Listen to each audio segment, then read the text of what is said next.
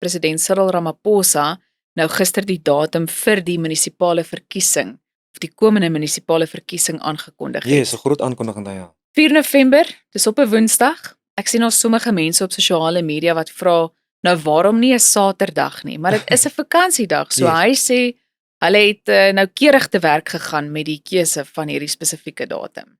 Wel, Elsie, toe ek nou die aankondiging hoor, dink ek is natuurlik baie interessant. Ons beweeg oor die volgende paar maande beweeg ons natuurlik in 'n baie interessante tyd weer. Verkiesing bring altyd mense soort van lewendig. Ons sien al reeds op sosiale media, ons sien al reeds hoe politici, ons gewone Suid-Afrikaners, hoe hulle te kere gaan en te kere gebruik nou tussen aanhalings, hoe mense byvoorbeeld al reeds op sosiale media hulle veldtogte loods. Jy kan sien prominente politici swem al in slaggate en dammetjies swem hulle.